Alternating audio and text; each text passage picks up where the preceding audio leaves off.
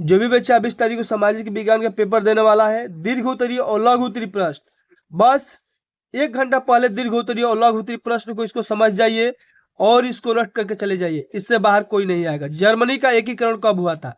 Germany का एकीकरण इस तरह से लिखिएगा, राष्ट्रवादी भावनाएं मध्यम वर्गीय जर्मन लोगों में काफी व्याप्त थी।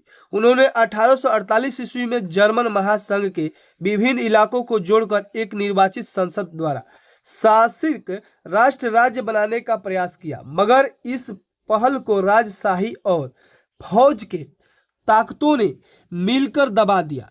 इनका प्रजा के बड़े भूस्वामी थे समर्थन किया। इसके बाद हमेशा से राष्ट्रीय एकीकरण का आंदोलन नेतृत्व किया गया। इसका मुख्यमंत्री ऑटो वान बिस्मार्क क्या जी थे? ऑटो वान बिस्मार्क, इसको ब्लैक पेन से लिखिएगा, इस प्रक्रिया का जनक था। उसने प्रजा के सेना और नौकरशाही की मदद ली। 7 वर्षों के दौरान ऑस्ट्रेलिया, फ्रांस, डेनमार्क से 3 युद्ध में प्रजा की जीत हुई। इसके बाद एकीकरण क्या था?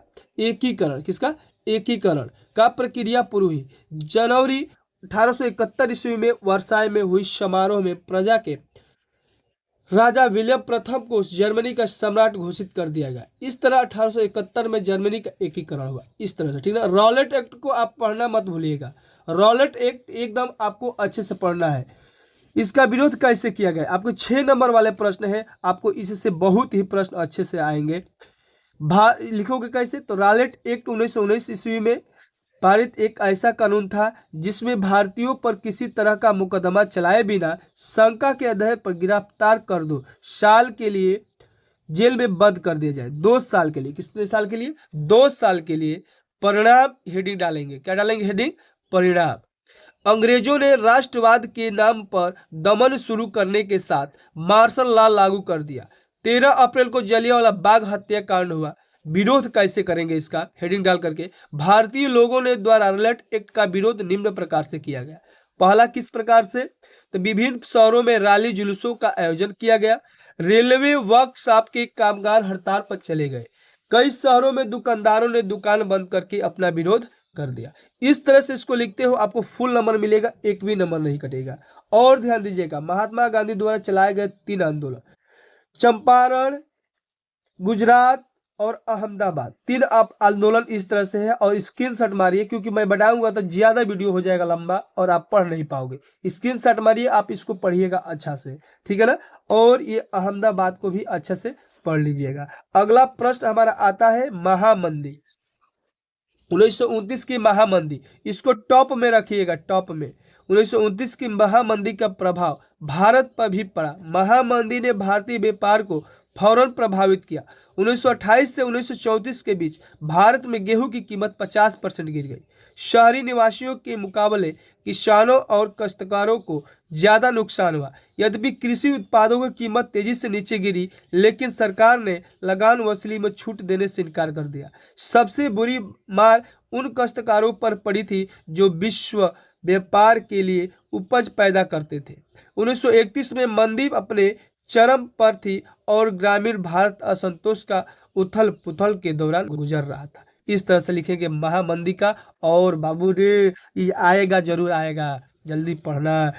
अब देखो, उत्तर आपका है भूक्षरण से आप क्या समझते थे? इसे रोकने के लिए कोई 4 उपाय बताइए। भूक्षरण क्या है? ये एकदम टॉप में रहेगा। भूक्षरण का अर्थ मिट्टी के कटाव का अर्थ है कि भूमि की उर्वरा शक्ति का नष्ट होना। दूसरे शब्दों में मिट्टी की ऊपरी परत के कोमल उपजाऊ कणों को प्राकृतिक कारकों, जल, नदी, वर्षा तथा वायु प्रकर्षकों द्वारा एक स्थान से हटाया जाना ही भूमि को शीघ्र कहलाता है। इस तरह से लिखेंगे। और रोकने का उपाय यहाँ पर स्क्रीनशॉट मार लीजिए। रोकने का उपाय कैसे लिखेंगे? जल्दी स्क्रीनशॉट मार करके आप पढ़िएगा, क्योंकि वीडियो लंबा हो जाएगा, फिर आपको पढ़ना भी है। तो अब मैं आप सबकी मजबूरी समझता हूँ।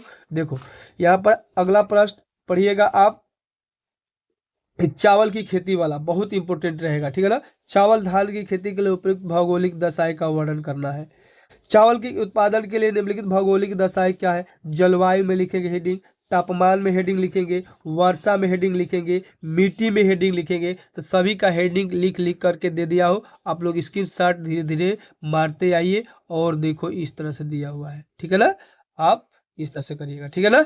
अगला आते हैं हम क्या आते हैं, तो ऊर्जा के परंपरागत तथा गैर परंपरागत स्रोतों में अंतर बताना है इस तरह से। तो ऊर्जा के परंपरागत स्रोत सूर्य, वायु, ज्वार भाटे, जियो थर्मल गैस आदि ऊर्जा के गैर परंपरागत साधन है।